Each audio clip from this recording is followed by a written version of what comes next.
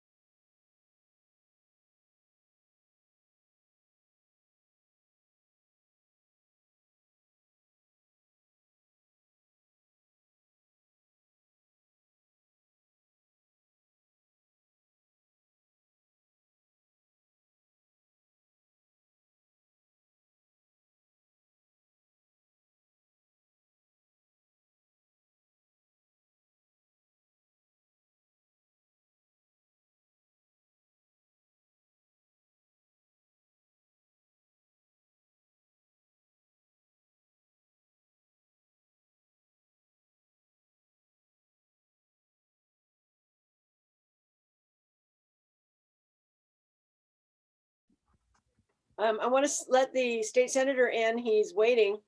Is everybody cool with that? Yes, please. Okay. Here, everybody turn their cameras back on.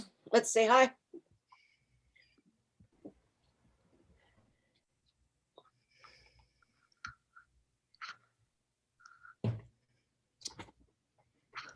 Okay. Hi, Carrie. Welcome. Hi. Hey, party people. Hello, good morning. How's everybody doing? Great. Good. Hey, so excited to be with you. Thank you very much. We're ready. We're excited to have you here. Thank you, sir. Thank you for Hey. coming. Hey, Ms. Anderson, what's going down? Thank you so much. How's everybody doing today? All right. How are you? Hey, it's been good. It's been good. It's been a busy day. A lot of issues in regards to just being very candid. We had a big call on sewage.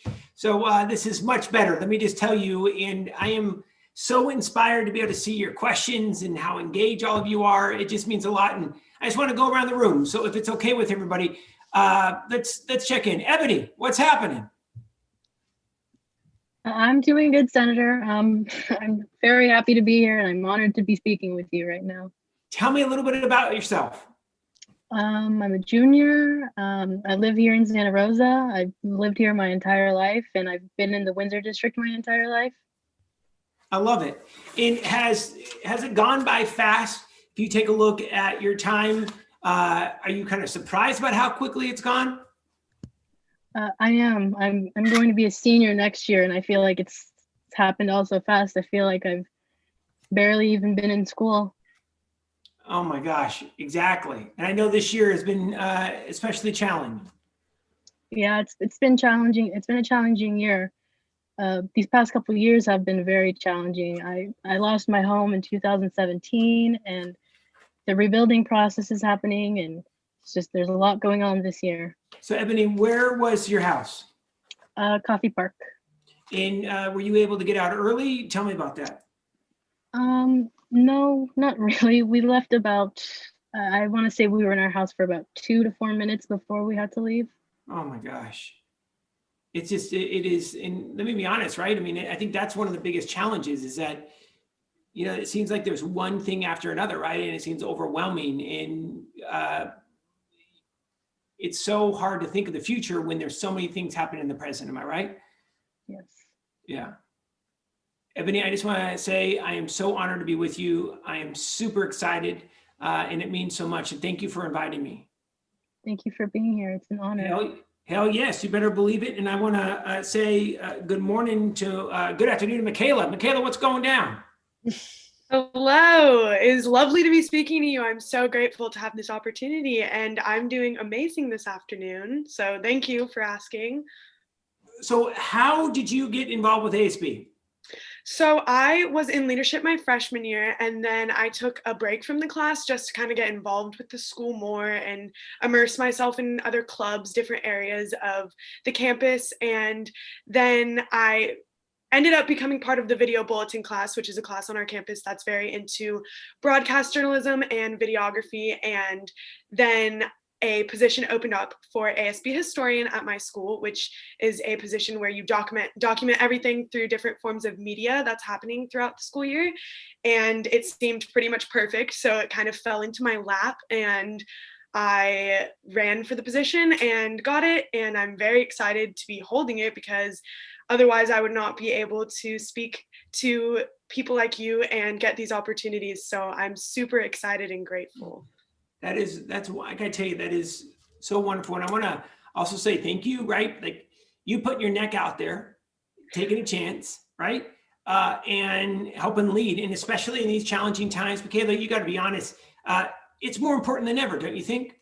Definitely. And it's definitely a hard position as well, trying to get that student engagement and being like, just because we're not at school doesn't mean that we can't still have fun and be a community together and work together to push each other through these tough times. And, you know, socialism and like getting together like that is the only way to get through things like these. And so it's honestly an honor to be able to be one of the people that's heading one of the most influential times in our school history, because I feel like this year will go down in history books forever. So it's very exciting and it's super interesting, and I'm excited to get deeper into this school year and kind of start discovering what it has to hold for us. So Michaela, thank you. And I am just so grateful to be with you. Thank you for the invitation, and just so thrilled. So thank you so much. And I want to say good morning, Robert. What's going down, Robert?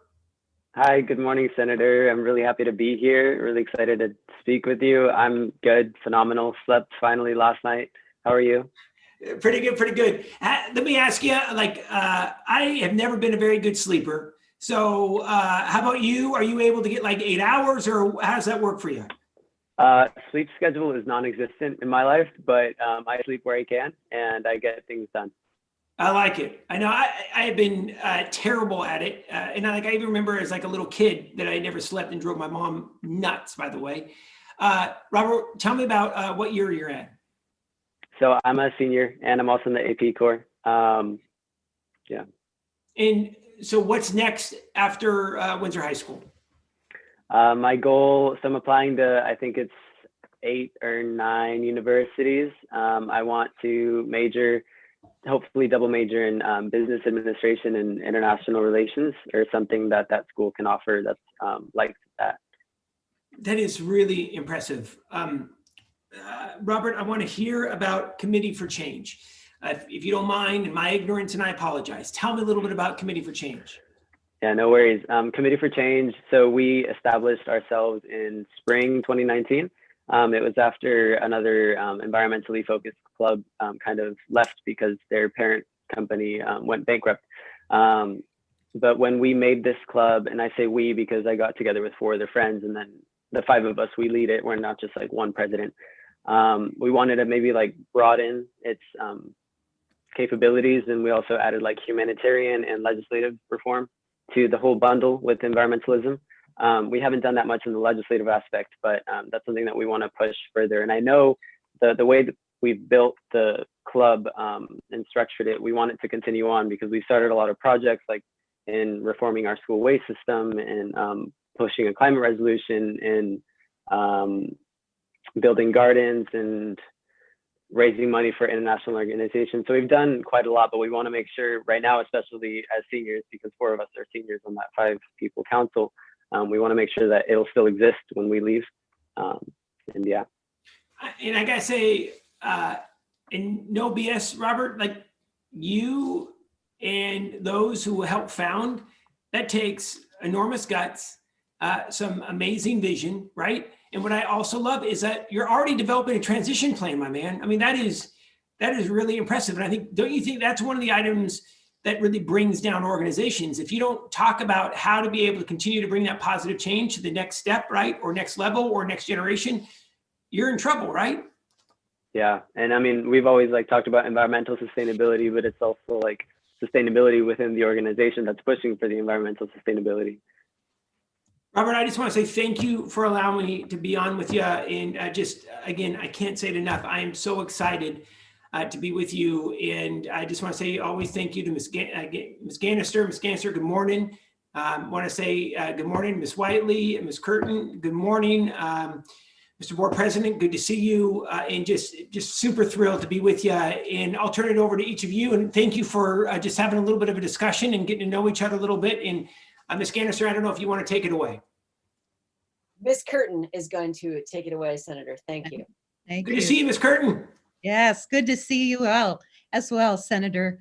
Good afternoon. My name is Grace Curtin Fiano, and I'm an assistant principal at Windsor High School and a co-teacher for the Restorative Practices Student Circle Keepers class. Our team would like to welcome all of our community members for Hope Now with State Senator Mike McGuire.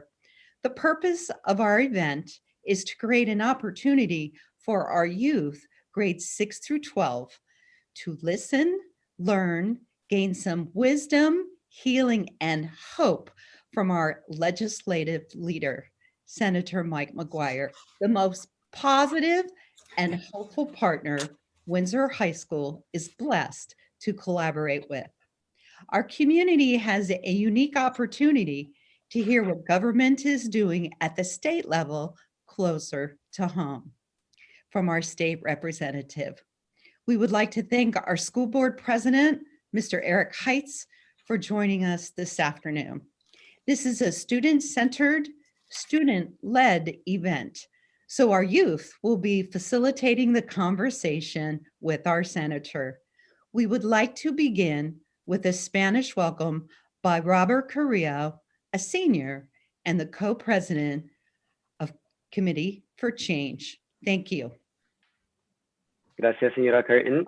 Buenas tardes a todos. Les queremos dar la bienvenida a todos los miembros de nuestra comunidad a este evento Esperanza Ahora. El propósito de este evento es para darles la oportunidad a jóvenes de 6 a 12 años para oír, aprender y experimentar la sabiduría, sanación y esperanza de nuestro líder legislativo, el senador Mike McGuire, quien es el socio más positivo y esperanzado que Windsor High School tiene el placer de colaborar con. Hoy tendremos una oportunidad única de escuchar lo que el gobierno está haciendo a nivel local, más cerca de casa, de nuestro representante estatal. También nos gustaría agradecer al presidente de la Junta Escolar, el señor Eric Heitz, por acompañarnos esta tarde. Como es un evento centrado en y dirigido por los estudiantes, nuestros jóvenes van a facilitar la conversación con el senador.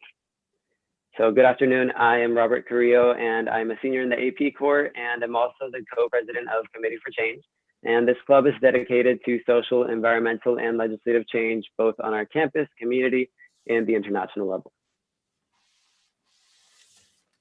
Thank you, Robert. My name is Ebony Rivas, and I'm a junior in the AP Corps, and I am a representative of the Restorative Practices Student Circle Keepers class, whose mission is to create community among students and the outer community by establishing a safe environment for individuals to speak their minds openly with the members in their community.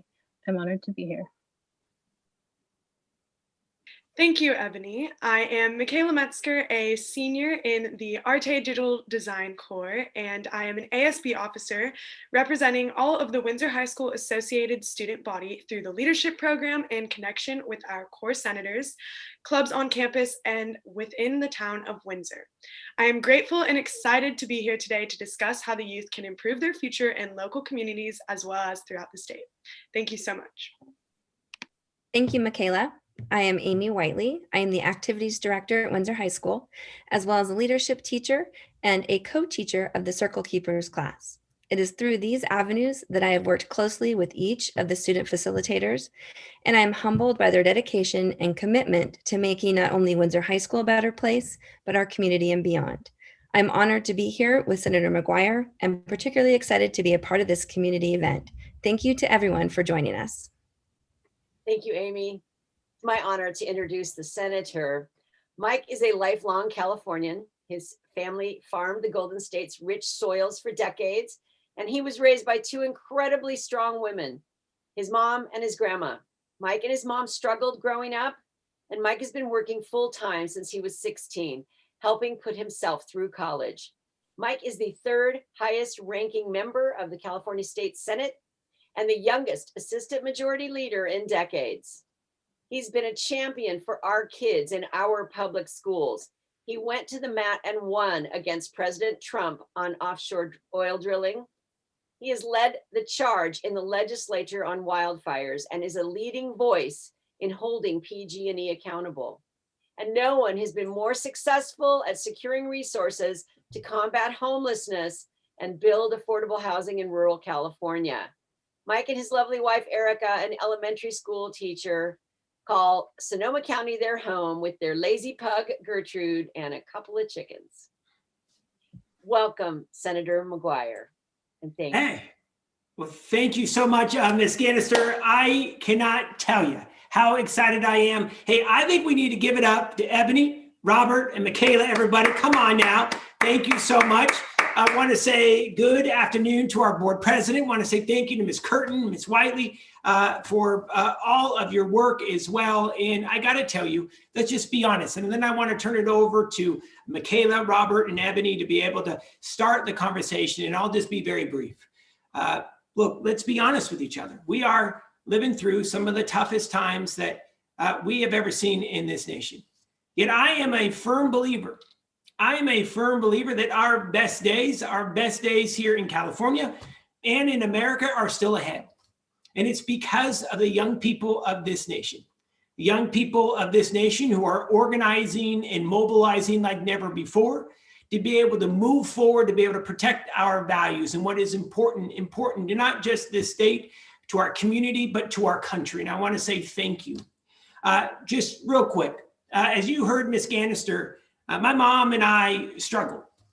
And when you struggle growing up, you want to be able to bring change as an adult. And I know that is what all of you want to do. And my grandma taught me three things that still stick with me to this day. Number one, you got to be the hardest working person in the room. And that's always been my belief. We got to work hard, especially when we're young, to be able to get what we need. Number two, we got to work together. And especially in these hyper-partisan times, in these challenging times where we are so split as a country, we have to work together. It's not about being a Republican or a Democrat. It's about how we're able to take care of each other and our neighbors. We are Californians first. We are Americans first, no matter the color of your skin or the gender or who you love. It is about taking care of each other and working together. And number three, you can't take no for an answer. And I got to tell you, I've heard no a lot in my life. My family doesn't have any money. We don't have a name. And when I first ran for the school board in my hometown, I was 19, a year out of high school. And I heard no, I shouldn't be running because I'm too young. I don't know enough. I don't have the experience. And what I will tell you, by working hard, be the hardest working in the room, by working together and building a coalition and not taking no for an answer, I was able to be elected as the youngest school board member in our state back when I was 19. And the reason is young people have the vision. You have the ideas and you have the drive to be able to bring positive change to our community. And this is what this forum is all about, how we are going to work together, how we are going to work hard. And no matter if adults tell us no, we are going to push forward to be able to get the damn job done. Am I right, Windsor? Here we go. So what I'd like to be able to do is I'd like to turn it over to Ebony and to Robert and Michaela to be able to open us up. And I just want to say again, how excited I am to be able to be with you here today. And want to say thank you for your organizing as well. So who would like to be able to kick us off? And we're going to have this interactive conversation here today. Am I right? So we're going to go a little bit of back and forth. If Robert asks a question, I may ask a question back. Is that cool, Robert? All right. So let's do this. Who would like to be able to kick us off? And thank you again for having me. Thank you so much, Senator. I will go ahead and kick us off. I appreciate you sharing your time and positive words for the future with us. Today, the purpose of our event is to connect grades 6th through 12th with Senator McGuire. And the first topic that we will explore with you today, Senator, are your thoughts about how our youth can plan for their futures and have hope now. So our first question is from Ashley Knott, a junior at Windsor High School. And the question that she provided is, what ideas or advice can you provide to the youth that will help them push through these increasingly difficult times? Yeah, thank you, Michaela. I want to talk about the facts first. And I want to say thank you, Ashley. It's a really good question. I want to start out by saying I think that it's been one of the more challenging times, I think, for all of us. Number one, we are all at home. It's been incredibly isolating. We do not have the same support that we've always had, especially when you are in school. A lot of families are struggling because we've seen record number of individuals unemployed here in the state. We're coming out of it, but we have significant challenges still ahead. And the reason why I'm a firm believer that our best days are still ahead, and I am not kidding you, it's because of young leaders like each and every one of you. And I think where we need to focus is young people in this country already have the power. You just need to grab it. And I want to give you a couple examples. If every 18 to 35-year-old in America were to vote, 18 to 35-year-olds would be the #1 voting bloc in the entire nation. By far, hands down. And when you vote, you can change the way this country runs. So I have firm belief that you and your generation, which is, by the way, the most ethnically diverse in American history, who is the most accepting in American history, I have no doubt that you are going to continue to push forward positive change, but you all got to vote. And again, if 18 to 35-year-olds vote, all of them at once, it will be the #1 voting bloc. That's why I still have hope. Number two, I want to talk about your dollar. When we talk about how to be able to show what each generation is all about, it's your vote, and then you also vote with your money. If 18 to 35-year-olds in the United States of America are also the #1 bloc, #1 economic bloc out of any other age group in the US, even as we speak. So not only do you have the authority to be able to change this country's direction by your vote, you can also do it by your dollar, by not spending the dollar with organizations that may be against your values or supporting corporations or individuals that may be in support. But that's why I am a firm believer that we can bring change. And then I want to stop here and say this, and I want to turn it over to Michaela to be able to comment on this as well. You are the most diverse generation in American history. You are the most supportive of marriage equality in American history. You don't think twice about seeing different races marry each other. You are by far the most accepting when it comes to the beliefs of those who may have different religion or may look different than you. And this means that our country is in good hands. But I want to get back to the way we started. Young people have the power. You now need to flex it. And especially when it comes to voting in an election that we have coming up. Michaela, I want to turn it over to you, get your thoughts. And what do you think about Ashley's question? So I want to say thank you for your response. It definitely makes me think a lot more from hearing what you have to say and your stance on and your perspective on the situation. And I am so grateful to be a part of a generation as such that is so culturally diverse and accepting and such. But I think that a lot of the times, younger people don't think that their voice is as important. And I feel that is a lot of the times why they do not vote. I have heard from plenty of friends who maybe they aren't the age yet to vote, but they tell me, oh, I'm not going to vote. I don't need to. I don't believe in it. And it's such an awful, it hurts because it's such a great tool for us. And I think that it's one of the most powerful ways that we can use our voice to make a change. And it's our powerful tool for democracy. And it's a gift that we've been gifted with. And I think that it's something we definitely need to use. And hearing the statistics about the block of 18 to 35, I personally didn't know that. So I think that especially with this election, we'll see a larger turnout in that area because of how big it has been, especially on social media, because a lot of people in that age group are using social media. So they're seeing a lot more things that are wanting to bring them to vote. So I'm hoping that we'll have a larger turnout, but thank you for your responses and I appreciate that. No, I appreciate that, Michaela, and I'm going to stop talking in 30 seconds. I just want to respond to what you just said, that look, you take a look at the average age of the California State Senate, it's 65 years old. It started to change here about 5 years ago. There was 2 of us under the age of 40 that was elected. We were in our mid 30s. We now have our first late 20-year-old in the state Senate, a Latina out of the Central Valley who is representative of the district that she brings forward. We are electing now more women than ever before in this state. And I think that's the other piece is voting with your voice, voting with your dollar, and then also getting involved in your community to be able to bring change. And by the way, young people have a different way of thinking. And this is what I have always thought when I was running for the school board at 19. You take a look at some of the challenges that our school districts or our cities face. It's not because of young people, it's people who are our parents' age and our grandparents' age. And let's just be candid. We have a different way of thinking about life.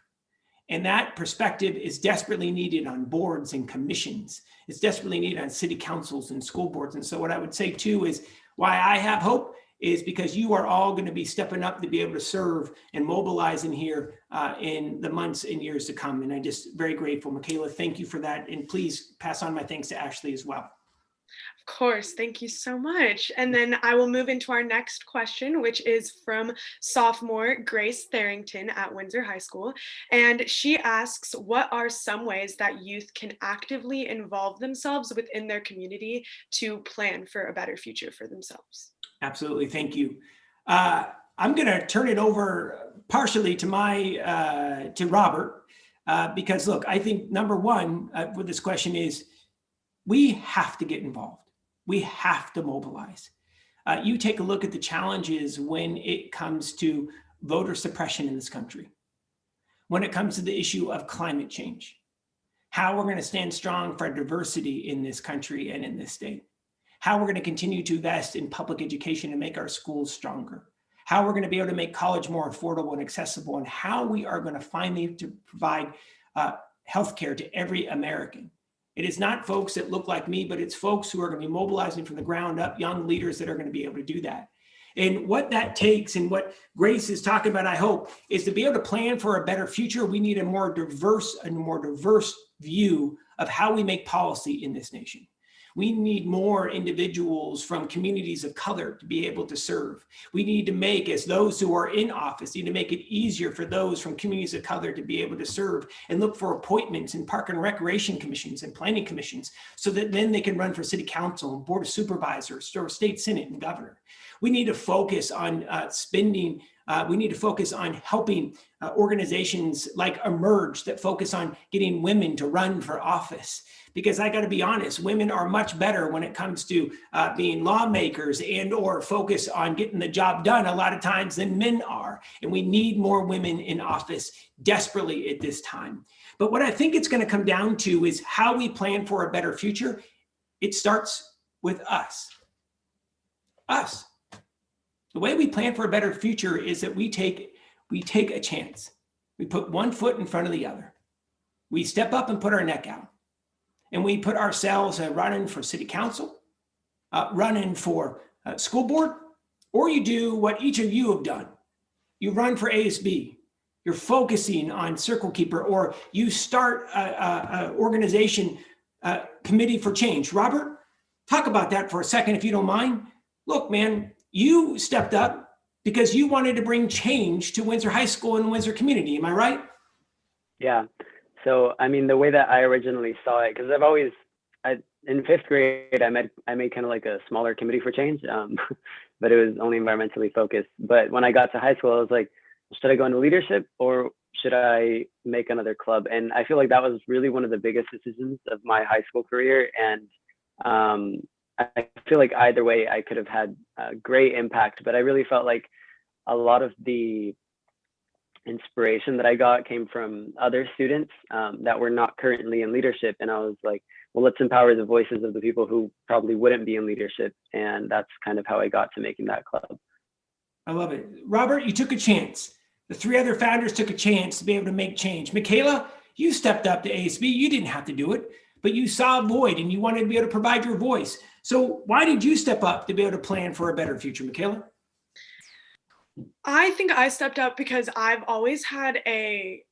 there's always been something inside of me ever since I was younger where I just felt the need to help other people. And I've developed a lot of empathy throughout my high school career for others. And I think that that's where my want to involve myself within the community and try and plan for better futures on campus evolved into. And so I'm really happy that I have this opportunity, and I'm hoping that it leads me into other avenues where I'm able to put the same amount of hard work and support and just passion into different areas of my life when I get older and everything. So.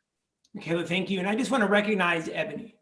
Ebony has seen challenges in her life through the fires and as a kid. And now she has stepped up to be able to bring change here to this campus community and community in general. Ebony, why did you step up to be able to bring change to your community? After the fires, I seen how the community was really there for the fire victims. And that sense of community that I felt was something that I had never felt before. And I felt very welcomed in the community, and I felt very appreciated and special. And I wanted to give that feeling to other people, help others feel what it's like to be a part of something greater than themselves. So I thought that joining Circle Keepers and giving myself a voice and giving others a voice was a great opportunity to help others feel connected to their community. Ebony, I love that. And as we started, the challenge, and I get emotional talking about it, right? This county, Windsor, our community, Northern California has been through hell and back with these fires. We are now challenged with a global pandemic, and we are facing incredible challenges when it comes to our economy. And a lot of times when there is adversity, that is when the greatest change comes into impact and takes effect. Ebony stepped up because of what she saw with people rallying for our neighbors in need. Robert stepped up because he saw a void that needed to be filled. And Michaela is doing what she's doing right now in ASB because she had a passion for student leadership. And so where I really believe, and you all said it better than I, where Grace's question was, it is time for us to be able to get involved, to be able to take a chance. And I'm going to end it right here. The change starts with us, and it starts today. So I just want to say thank you to Grace for that amazing question, Michaela, and thank you for the conversation. Thank you so much for your response as well. And thank you, Grace, for that question as well. And our next question is going to be from Megan Lazzarini, a high school senior. And she says, how do we break the stigma that younger citizens' voices are inferior to adults, therefore increasing youth involvement in legislation and society overall? So first and foremost, Megan, you are so right. And look, I want to say thank you to Ms. Curtin, Ms. Whiteley, Ms. Gannister, Mr. Heitz, who are on today because look, we need allies, right? It's not just about young people stepping up, but we also need folks who are older than us to be able to be our allies. So I will tell you, there was nothing more frustrating than my first school board meeting. I was sitting next to a school board member who was my mom's high school counselor. And when I talked for the first time, she literally patted my head and said, "Isn't it cute? It's cute." Oh, no. And we've all been there, right? Patronizing and just so condescending. And I will tell you this, when we face adversity, when we face challenge, especially myself, I want to do better. And so where I firmly believe is we got to cut through that noise. And here's what we know, is that no one has the right answer. The right answer is when we work together. And again, I'm a firm believer, and I saw this firsthand. I was 19 when I was on the school board. Did I know everything? Absolutely not. And I had a ton to learn. But what I will also say is that we can all bring energy, a new vision, and a new focus, because you have all gone through the process of high school and elementary school and middle school if you decide to run for the school board. And again, the mistakes of previous generations is what we're going to need to fix and be able to push forward with. So I'm a firm believer, Megan, that young people's opinions are not inferior, but there are some adults that try to be able to hold us down, and just know they're doing that because they are threatened. They're threatened by you. And we need to be able to push forward through that BS candidly. And we all are owed a seat at the table. We just need to take that chair. And I encourage you all to be able to do that. And so what I would say is, Megan, would love to be able to work with you and everyone on this Zoom to be able to take that chair and have your voice heard. Thank you so much. I agree with everything that you just said, and I appreciate your response 100%. Our final question in this topic segment is going to be from Zoe Navarro, and she is also a senior at Windsor High School, and her question is, in what ways do you believe that climate change will affect younger Californians and their futures? Zoe, thanks for your question. Look, I just want to be straight up. I think climate change is and will continue to be one of, if not the top issue of our lifetimes. You are going to be the first generation in this country that will see their entire life impacted by climate change. And I don't believe that it is too late to be able to turn this ship around, but we have to take bold, decisive action. We have to be able to elect leaders that know that we have to unhook the wagon to big oil and stop our reliance to fossil fuels. We have to be able to take bold action to be able to end the combustion engine in this state.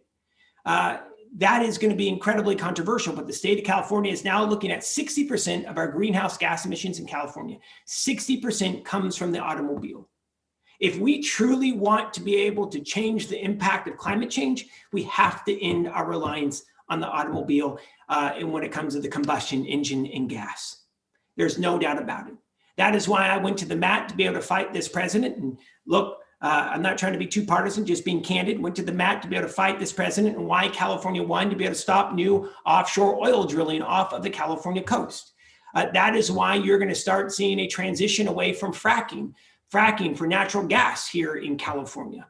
But what I'll say is this, it can't end all at once. We need to be able to invest in job training programs so that those men and women who are earning family-sustaining jobs, whether it's in the fracking fields or the oil fields in Kern County, have a new job to be able to turn into. So next step that we need to do, we need to spend as much as we do subsidizing the fossil fuel industry and subsidize that new green energy industry. Our future must be focused on wind energy and solar. Our focus must be on battery technology to be able to power our cars as we move forward. Our focus must be on communities of color, Native American communities, as well as rural communities, on making climate change impacts real. That means assisting individuals be able to do the right thing when it comes to better insulating their house, or transitioning their car or providing jobs that will be able to be linked to the green careers of 2021 and beyond. And we have to focus on fire. The reason why we're seeing fire, and by the way, climate scientists aren't surprised that we're seeing the fires that we're seeing now. They're surprised that we're seeing it in 2020 and not 2050. The size scope of these fires weren't predicted until at least mid-century. We're trending now 30 years earlier than we thought about the impacts of climate change. If we take a look at fire season in California, it's 80 days longer today than it was in the 1970s. 80 days longer. We take a look at the average temperature, the hot weather temperatures in fall and summer. It's 1.5 to 2.5 degrees hotter than it was in the 1970s. So what it's going to take, it's going to take all of us. It's going to take bold, decisive action. It's going to take focusing on the communities who need it most, and communities of color and rural communities, to be able to help them transition. It's going to take creating a new economy. And by the way, green energy jobs in the state now outpace oil-related jobs 3 to 1. In California, we've been able to prove that we can make it happen. We now need to take that message and to take that track record across this nation to be able to do the same thing. We're not basing our future off of coal. We cannot continue to hook our wagon to big oil. We have to come together to be able to look at alternatives. And it is going to be controversial, but we have no other choice, because previous generations have drugged their feet, and now we are facing the impacts. I'm going to turn it over to Ebony to be able to get her take on this and on issues of climate change. And where are you, Ebony? Where is your concern when it comes to climate change? Thank you, Senator. As I mentioned, I did lose my house in the fire, and I think that's, the fires were caused by climate change, really. So being a victim of climate change, I think that it's something that we need to be working on constantly right now, not 10 years from now or 20 years from now or even 30 years from now, because all of these different initiatives and things like that, they're not set for another 20, 30 years. And I think it's something that we need to be working on now. The Gen Z wants things to be done now, not 30 years from now. So I think it's important that as this generation begins to take place in office and in Congress, that things happen now instead of later on, before it's too late. Thank you, Ebony. And Robert, this has been a focus of yours and the Committee for Change as well. So give me your thoughts on climate change. Then the board president, I know the school board has taken some decisive action as well. After Robert, we're going to go to the board president briefly. But Robert, this has been a big focus of yours as well. Yeah, so like I mentioned earlier too, that climate change has been an issue, and pollution too, in my mind since 5th grade. And I've always just kind of been contemplating, well, how can we do something? Like Ebony said before, it's too late. And I think with Committee for Change, we've really focused on local things that we can do, because as a local organization, we don't have as much support to do anything like in the whole state or nationally. But I think we've also learned a lot as a club as well, that there are places that are doing a lot, even within the district level or within the town level, to play their part in the fight to mitigate the effects of climate change and fight global warming. Thank you so much, Robert. Let's go to Eric, who's our school board president. Mr. President, the district has also been focused, and then we'll turn it back over to Michaela. Yes, thank you. I just wanted to share a point that in the last 8 months or so, pretty much during the pandemic time, Windsor Unified has installed solar panels at all Windsor Unified schools to help reduce, as you mentioned, the carbon footprint of our district. We're using, we have special battery backup power and storage facilities at the high school. We've redone the entire infrastructure on our internet delivery, and so we're trying to do our part as well. It's not easy. It takes money. It takes effort, but we're trying to get on that train and do a good job with looking to the future, not just day by day. So thank you for the time. Thank you, Mr. President. Thank you for your leadership very much. Michaela, we'll turn it back over to you. Thank you so much for all of your responses, Senator. It's amazing to speak to someone and hear, especially on your climate change beliefs. It's nice to hear from someone in politics who is trying to actively take those steps to make a better future for our youth. So I really appreciate that. And I appreciate all your positivity, encouraging words. And we will move into the next topic with Ebony. So thank you so much. Jan, Michaela, thank you very much. Going down, Ebony. Thank you, Michaela. Senator McGuire, thank you. It is an honor to speak with you during these challenging times. With the new unprecedented challenges that we've been presented with the pandemic, students are understandably struggling to deal with the new unexpected changes. From your personal, educational, and legislature points of view, thinking about COVID-19 and distance learning, how can our youth adapt to our new normal? Yeah, it's Ebony, yourself, and when you talk with your peers, been one of the most challenging times in your life. Would you not agree? I would agree. Yeah. So let's talk about the coronavirus, if it's all right, Ebony, and feel free to chime in, Robert. Feel free to chime in, Michaela, on this issue. So I just want to speak some facts and some challenges that we have ongoing. So let's just take a national view really quickly on the coronavirus. Nationally, California is one of less than 10 states that we continue to hold steady, or we're seeing decline in coronavirus cases. Nationally, the coronavirus is out of control, being candid about it. We have no national strategy to be able to combat the coronavirus, which is unbelievably ridiculous and unacceptable. That said, California has been very focused on a few very key issues to be able to continue to safely and strategically reopen our state and also our schools. So here's where we've been focused. Number one, we have to continue to get our test results time down less than 48 hours. So now over 90% of all test results, if you go to a state testing site, it is 48 hours or less. We need to get it down to 24 hours. The reason why I say that is to be able to open up our economy, we have to have rapid retesting. Number two, we have to greatly expand our lab capacity to about 200 to 240,000 tests per day that the state can turn around. So right now we're testing about 140,000 from our state testing sites. We're about to expand another 100,000 and expand up another 100,000 tests every day to be able to get us into that bigger sample size so we know what's going on with the coronavirus in California. Number two. Number three, here locally, we got to get Sonoma County out of the purple tier. So there are several tiers, right, in regards to the coronavirus. So right now we're in purple. Purple means you cannot reopen schools to the potential of having in-school traditional school classes, along with the ability to continue to have distance learning. Once we're able to get into the red and the orange and the yellow, there is the opportunity to be able to do that.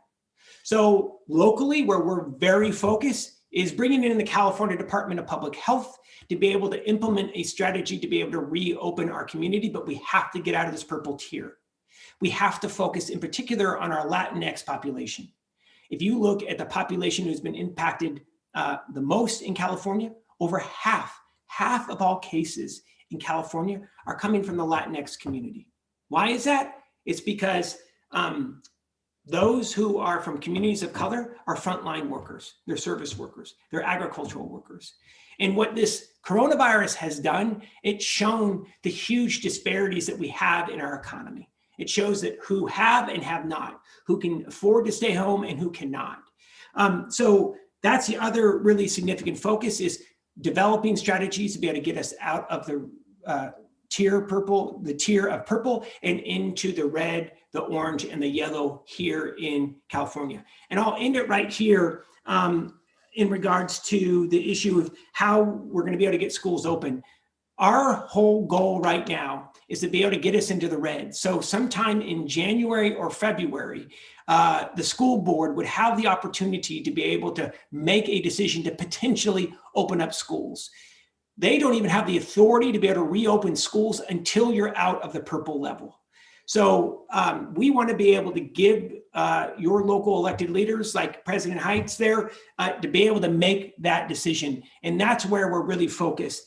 I know we're going to talk about mental health, which is really passionate of mine, as my mom struggled with mental health. I know we'll get into that. And my last thing I'm going to say, Ebony, and I'm going to turn it over to you. I don't know if you should be prepared to continue the rest of the year. I just don't know yet. And I don't want to be squishy with you and not answer your question directly. It's all going to be dependent if we get out of this damn purple tier. That's it. And once we do, we have to then deploy strategies to keep us below purple.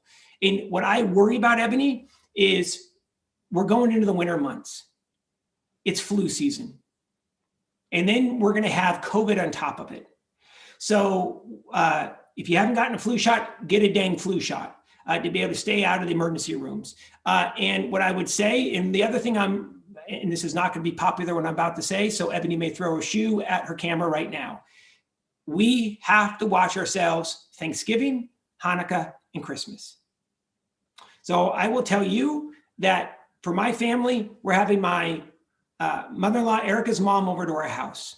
We're then going to do a Zoom with Susanna and Greg and Jorge and Victoria, Erica's brother and his family, while we're all chowing down on turkey. So what I really worry about is what's going to happen over the holidays, because that's where one of the #1 causes of spread in Sonoma County is friend gathering and family gatherings. So that's the other piece that we need to focus in on. I'll talk about the digital divide and what we're doing on that. Ebony, I've gone on way too dang long. I want to see your thoughts on that. And of course, Michaela, Robert, chime in. Ebony, your thoughts. It's okay, Senator. Thank you for your straightforwardness. I want to prepare myself to be learning online, just because the way things are looking in Sonoma County, I kind of don't think we will go back to school before this school year ends. I'm hopeful, but I don't think it will happen. So I'm preparing to finish my junior year digitally. Yeah, no, I appreciate that, Ebony. And look, I think a really good strategy is hope for the best, plan for the worst, right? I mean, that's super smart. The last thing I'll say is it okay, Ebony, if we talk about a vaccine? Is that okay with you? Sure. Yes, of course. All right. I promise, Ebony, this will be less than a minute. We are hearing a lot of malarkey that we're going to have a vaccine in our hands by the end of the year. That is not true. It is a lie. California will not see a vaccine widespread until the first 3 to 6 months of 2021. Bottom line, take it to the bank. You're going to have to trust me on this now. I promise you, though, we will not see a widespread vaccine, because here's why. We have to trust. We have to be able to run our own tests on making sure that the vaccine is potent enough and is not going to hurt folks, number one. And then number two, there will be a 2-tiered strategy on how the vaccine is deployed, focusing on communities of greatest need, healthcare workers, folks who are over the age of 65 and have chronic health conditions. And then once we're able to provide those individuals, for example, the vaccine, then we're going to be able to spread that out throughout the rest of the community. So I just want to be straight up, because there's been a lot of bluster about vaccines. And that's coming from our University of California system with some of the brightest scientists, epidemiologists, infectious disease doctors in the world. And they're speaking the truth. It's not popular, but it's the truth about when we should see a vaccine. Ebony, I'm sorry I went on for so long on that issue of a vaccine as well. It's okay, Senator. Moving on to our second question. Our second question is from 7th grade Windsor Middle School student Maya Rivas. Are class sizes going to be the same prior to the pandemic, and are classes going to be the same duration of time prior to the pandemic? How does the state plan on ensuring the safety of students when school are cleared to begin in-class learning? It's a great question. I'll also turn it over to the board president, because I know the district is thinking about this as well. But here's what I'll say.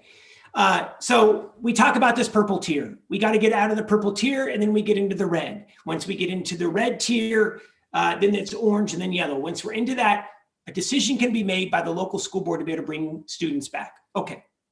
So what I imagine is going to happen is that there will be two choices. Students would be able to come back in person. If they come back in person, we're going to have to be socially distanced. You're going to have to wear masks. There will also be a choice for students and parents who want to continue to educate at home. Where we've seen other counties just south of us in Marin, they started bringing kindergarten through 5th grade back first, testing that out, seeing how it works. Then they bring back middle and high school and the remainder of the students. So I think, and again, I don't want to put words into the board president's mouth, but I think what you may see, elementary starts first, see how that goes. And the reason why elementary starts first, less susceptible to significant challenges. They are susceptible, but less susceptible to significant challenges with the virus. And then we start looking at a phased approach to be able to come back. Fortuna in Humboldt County, they have all students back. They're in a much lower tier. What they've done, they provided that option. 70% of the students now are in person, socially distanced. 30% of the students have chosen to stay home. So that's where I think you're going to see the choices. But Mr. Board President, I don't want to put words in your mouth and or unveil any strategy, but would that be somewhat accurate about what you'd be looking at? Yeah, there are a lot of different models that are being explored, and I'll speak for Superintendent Decker. He's actively, at the moment we're meeting now, working with our union leaders and trying to develop a plan to make sure all of our teachers and staff are safe when we do return. So that's why he's not with us today. But yes, we have lots of hybrid models. Many of us spent a lot of the summertime on committees trying to develop strategies and ways to bring the students back safely, hoping we could do that in August or September. And so those plans are still in place and are being modified as we deal with the results that are coming to the county right now. I teach in Napa County. We are in the lower tiers, but we're still not coming back yet either. So there's more questions than answers still, but we are actively working on it every day. At our last board meeting just a week or so ago, we did give the community knowledge that we will not be coming back prior to the end of the first semester, which would be the earliest we could possibly come back would be in January. But again, that's not solid and on the table yet because we don't know the numbers of whether we'll still be purple at that time. But yes, you were accurate with some of your plans, and I've seen lots of those models, and we will likely have something similar to what you talked about. And I think the board president brings up a really good point. Districts have to work with teachers and classified staff to be able to figure out where they're at as well, right? I mean, look, again, I want to get back to we got to work together. It can't be a top-down decision. We have to consult where students are at, and you also have to be provided choices. If you want to come back and you have the ability to, you're welcome to be able to do that. But it's going to mean with safety precautions and cleaning regimens, enhanced cleaning regimens. But again, it's going to take everyone, teachers, classified employees, school board members, students, of course, administrators to be able to do it. Ebony, any final thoughts on this? Well, I'm glad to know that the school board has some sort of idea of how to move on. The talk among students is that they have no idea what they're doing, but it's good to know that there is some sort of plan. If it's okay with you, Senator, I'd like to move on to my third question. Let's do it, Ebony. Okay. Our third question comes from Windsor High School sophomore Alejandra Chavez. Her question is, over the time span of these past 6 months or since the beginning of quarantine, how do you think the mental health of students across California has been affected, if at all? How are students being responded to in these urgent times, and can there be more being done to aid these students with their mental health? Alejandra, thank you for the question. I have great concern about the mental health of students. I have a great concern also about mental health of adults. Look, my family, I have some family members, my mom, who've really struggled with mental health their entire life. And this pandemic has made challenges even more acute. So the isolation, the not having the traditional structure of the day, not communicating regularly with friends and family. It has had a significant impact, a significant toll on students in particular. I will also say, I think it is the right decision to do distance learning at this point. It is an incredibly difficult decision to have to be able to move forward with that. But as we see in other states, this pandemic is out of control. It's out of control because there is no federal response. I will share with you, if we did this differently, we may be looking at enhanced openings across the state and country. But I'm going to go back to 1918 in the Spanish flu. It took 3 years for the United States to be able to come out of the last pandemic. We are now on trend to be able to look at a 3-year recovery time. First year most challenging. Second year with the vaccine, we start coming out of it. Third year, by the end of the third full year, full recovery.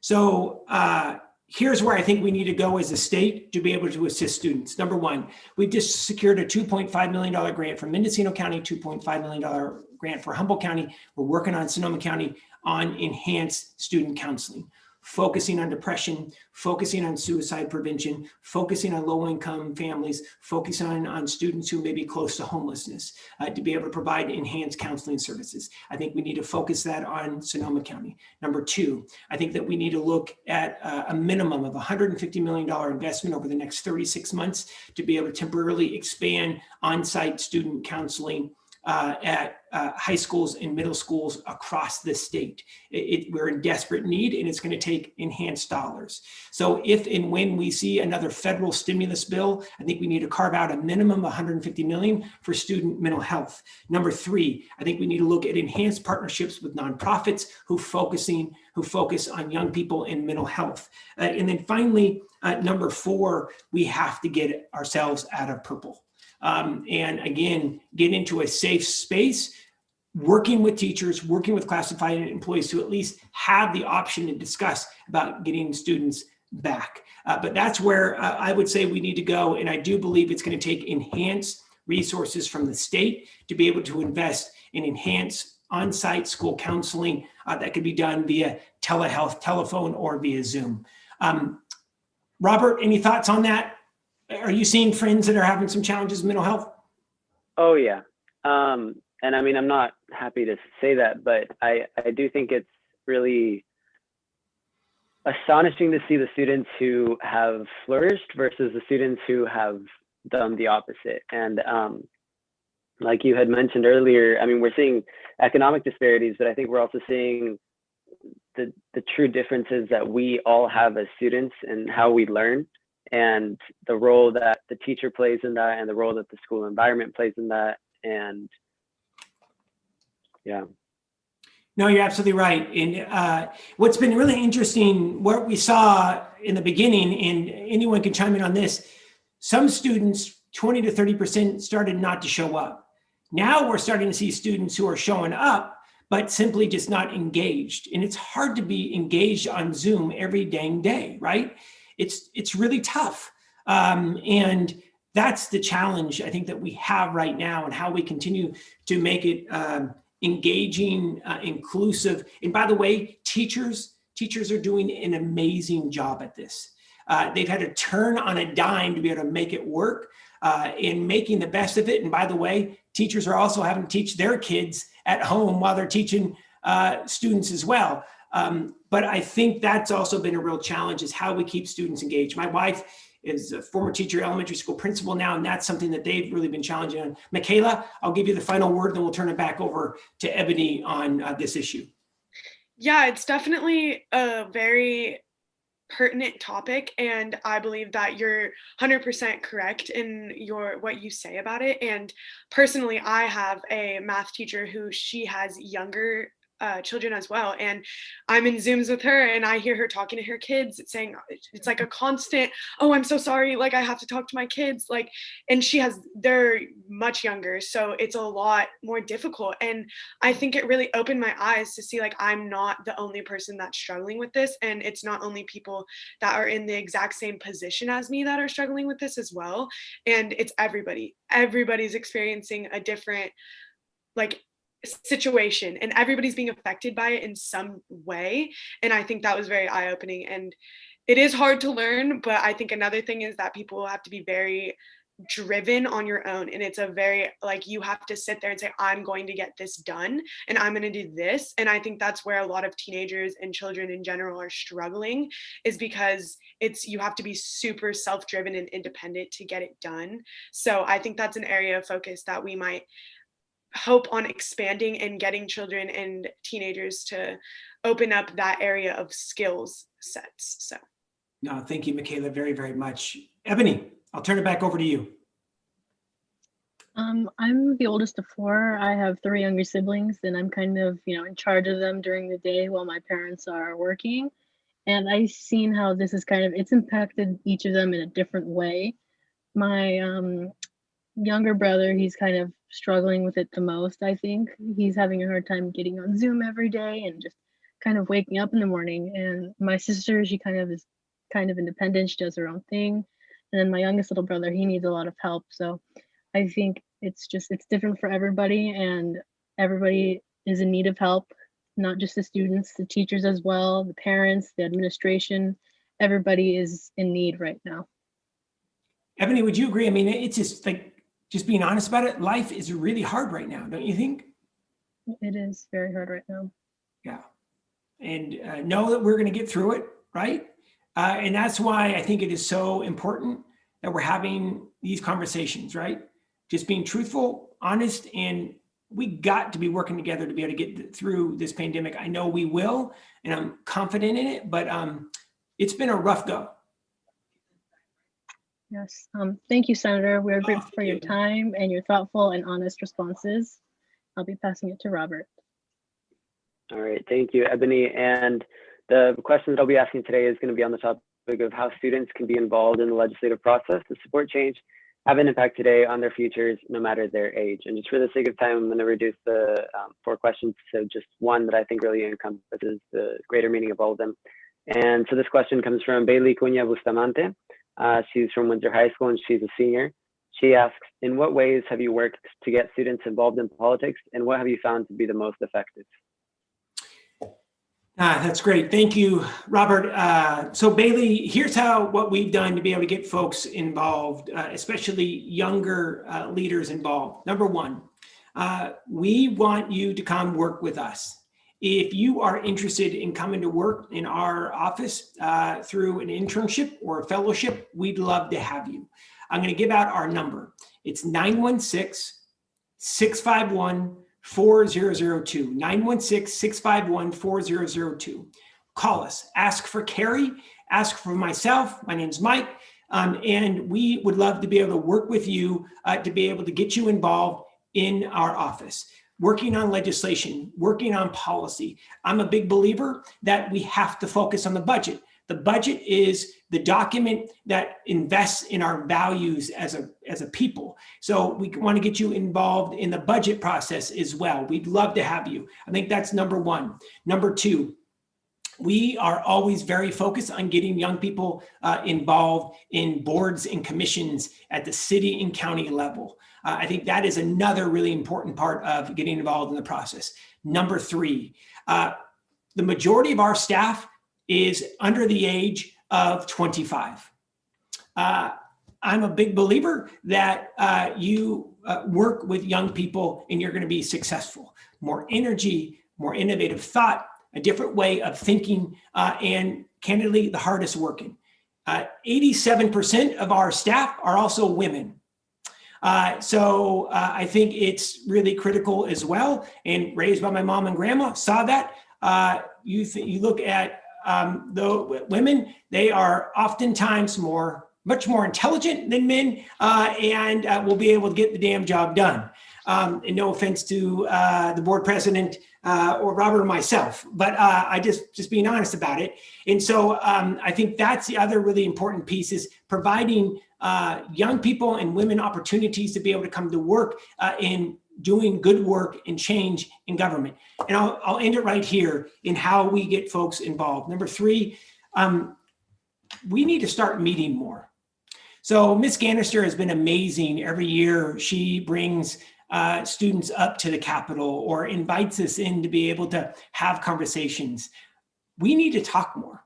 We need to talk more about your priorities. We need to be able to talk more about how we can work together to focus on immigration, how we can focus on climate change and bringing good family sustaining jobs so we can make college more affordable and accessible. Look, struggling with healthcare going up, we need to be able to focus on providing healthcare to Californians, no matter your immigration status in this state. And what I am a firm believer in, young people believe that. And so the more we can do these forums, the more we can meet with ASB, the Committee for Change, Circle Keepers. Would love to be able to do that if you'd be willing to be able to be involved in that. Robert, I'll turn it back over to you. And I know we're running a little bit of time. If you have another question, I'm going to text Abby right now and tell her we have time for one more. Is that okay, Robert? Yeah, I'm sure. Right. Let me look at them really quick. Let's see. Let's do Nathan Alvarez. So he's from the middle school. He's in 8th grade, and he acknowledges that middle school students are not that involved in politics, really because there is no widely known program dedicated to politics for them. Is there a way to implement more student government programs, or do you know of any student government programs that can help middle schoolers? Yeah, I think that a couple of items. So I don't mean to pick on Ms. Gannister, but Ms. Gannister has just done, I'm a fan of Ms. Gannister, by the way, if you haven't noticed by now. And she has taken full advantage of state funding to be able to expand like career training programs at Windsor High School. The board has been incredibly supportive. The site administration has been incredibly supportive. 2 things. California just launched the Climate Corps program. The Climate Corps program will be up and running starting in 2021. We're going to need individuals who, I know not middle school, but starting as freshmen all the way through their college career to be able to get involved in the Climate Corps program. It's going to be youth driven. It's going to be focused on initiatives, policy, and budget on how to be able to combat climate change. I'd love to be able to come back and talk about that. You also get a stipend for being on the Climate Corps. It is a part-time job. And so there are going to be climate corps throughout the state. Few dozen young leaders working on projects. So just like the Sonoma County Water Agency has the Youth Ecology Corps that works on environmental projects, the state is going to launch this large job program for young people called Climate Corps, focusing on climate change. Number 2, I think the other piece in regards to middle school students, you got to get involved in student government. You got to. Student government is how you bring change to your campus and how you bring change and make the voice heard with the administration. And then you got to run for office in high school. Then you got to start looking to run for office at a high school, whether in your community or at the college that you go to. So I would say it starts with organizing and mobilizing, doing what Robert has done with Committee for Change.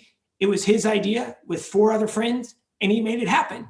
And now he's looking at succession planning and letting the next generation come in. Robert, the best advice is going to come from you, my man, because what is the best advice that you would have for middle school students and leaders to get involved?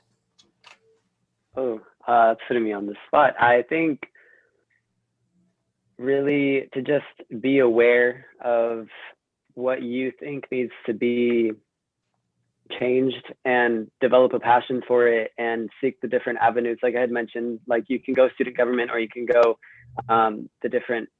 or you can make your own organization to kind of seek that change and kind of just building that passion that I feel like is really missing. Absolutely. I know we're running out of time, 30 seconds. Michaela, any advice that you would have for student leaders who are younger than you? Definitely similar to Robert, get involved just in like organizations and clubs on your campus. I personally went to Windsor Middle School, and I know that middle schools similar to that have many clubs that offer stuff that you can get involved in that are catered to each passion. So I feel like just getting involved in student government or clubs or even classes on your campus that cater to your interests and passions is a good way to get involved in your community. Thank you so much. Ebony, we'll give you the last word on this issue. For younger students to get involved, I think something important for them that they can do is just to become educated on things that they think are important, issues in the world that they can connect to or that they think need to be changed. I think it all really begins with learning what you think is important, what you're passionate about. I love it, Ebony. Robert, Ebony, Michaela, thank you. I'd love to do this again if you'd be willing. I just want to say I am so inspired, and you have made my entire month. We're in some tough times right now, and this is what we need. And my heart is big right now because I feel so good about our future, your future, because you're in charge. It's the time for all of you to be able to shine is now. And I just want to say thank you for including me. Thank you for your leadership. Thank you for your vision on bringing this inspiring conversation together.